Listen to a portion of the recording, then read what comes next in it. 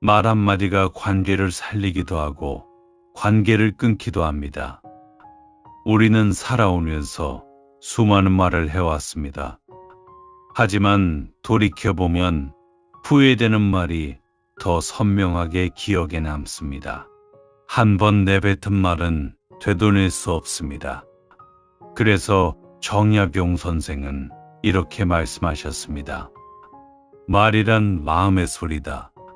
마음이 고요하면 말도 고요하고 마음이 흐트러지면 말도 흐트러진다. 오늘은 정약용 선생의 가르침을 통해 갈등 없이 말하는 법에 대해 함께 생각해 보겠습니다. 첫 번째, 말하기 전에 한 번 더 멈추는 것이 품격입니다. 정약용 선생은 목민심서에서 관리들에게 이렇게 당부하셨습니다. 급하게 대답하지 말라. 말이 앞서면 일이 그르친다. 이 말씀은 관리에게만 해당되는 것이 아닙니다.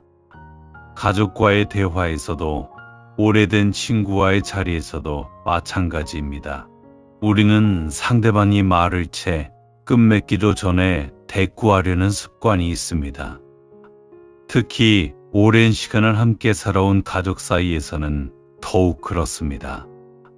어차피 무슨 말인지 안다라는 착각이 쌓이면 어느 순간 대화가 아니라 공방이 됩니다. 말하기 전에 딱 3박자만 기다려 보십시오. 그 짧은 침묵이 관계를 지킵니다.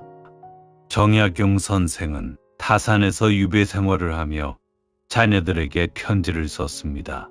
그 편지에서도 말의 무게를 강조하셨습니다. 말이 많으면 반드시 실수가 있다. 말을 아끼는 자가 신뢰를 얻는다. 말수가 많다는 것은 상대를 설득하려 한다는 뜻이기도 합니다. 그러나 진심은 많은 말로 전해지지 않습니다. 말을 줄이고 말의 무게를 높이는 것. 이것이 품격 있는 소통의 시작입니다. 두 번째, 상대를 이기려 하면 반드시 관계를 잃습니다. 갈등이 생기는 가장 흔한 이유가 무엇일까요? 바로 내가 옳다는 것을 증명하려는 마음입니다. 정약용 선생은 이렇게 말씀하셨습니다. 군자는 다투지 않는다. 다투어 이기는 것보다 양보하여 얻는 것이 더 크다. 이 말씀 앞에서 잠시 생각해 보십시오.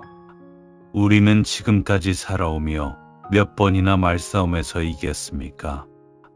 그리고 그렇게 이긴 뒤에 관계가 더 좋아진 적이 있었습니까? 이기고 나면 상대는 입을 다뭅니다. 하지만 마음은 다칩니다. 말로는 졌어도 마음은 승복하지 않습니다. 특히 자녀와의 관계에서 더욱 조심해야 할 부분입니다. 부모는 경험이 많다는 이유로, 옳다는 이유로 대화를 자꾸 가르침으로 바꿉니다. 그 순간 자녀는 대화를 포기합니다. 정약용 선생이 유배지에서 두 아들에게 남긴 편지 속에는 이런 대목이 있습니다. 내가 너희에게 말하는 것은 명령이 아니라 바람이다.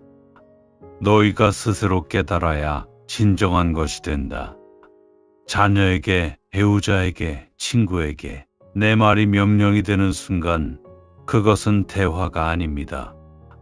말의 형식을 바람으로 낮추는 것, 그것이 갈등을 줄이는 진짜 방법입니다. 세 번째, 감정이 올라올 때 말을 멈추는 것이 지혜입니다. 사람은 감정이 격해졌을 때 나중에 후회할 만한 말이나 행동을 하게 될 가능성이 큽니다.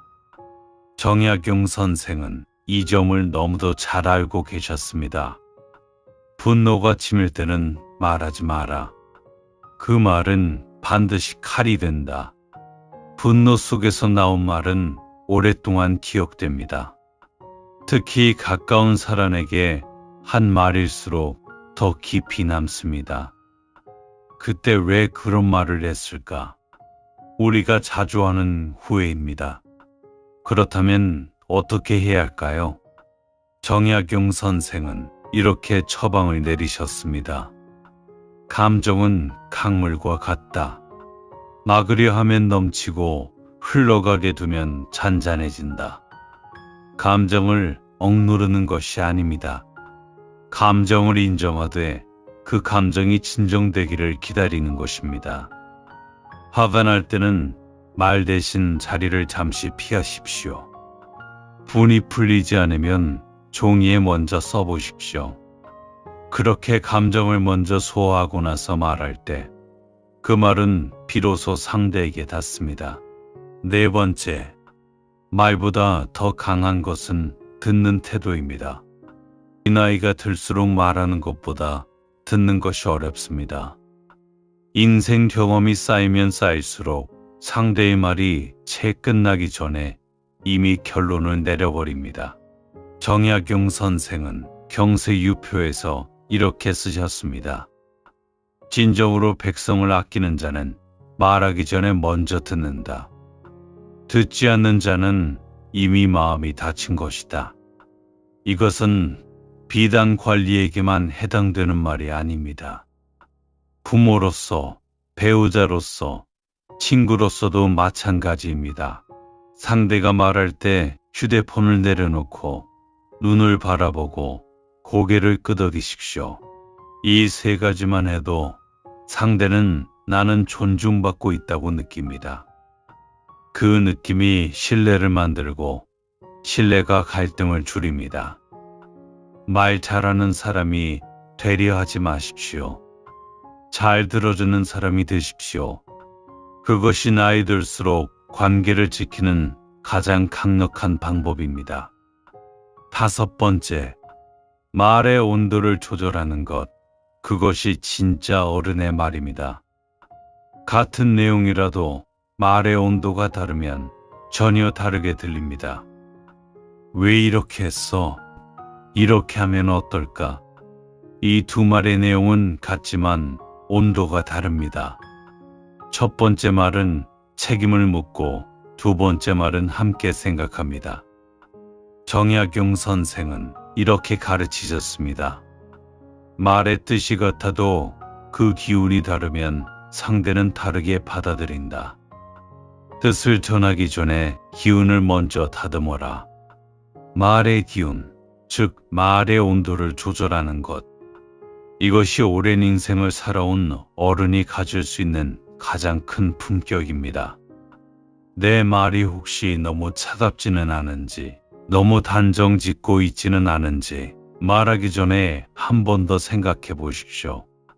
정약용 선생은 18년의 유배 생활 동안 가족과 단절된 채 살아야 했습니다. 그 고독 속에서 선생이 가장 간절히 원했던 것은 무엇이었을까요? 아마도 그것은 살아가는 사람들과 나누는 따뜻한 말 한마디였을 것입니다. 갈등 없이 말하는 것은 기술이 아닙니다. 그것은 상대를 향한 마음의 크기입니다. 오늘 가까운 사람에게 딱 한마디만 더 부드럽게 건네보십시오. 그 한마디가 관계를 바꿉니다. 정약용 선생의 말씀이 오늘 여러분의 하루에 조용한 힘이 되길 바랍니다. 감사합니다.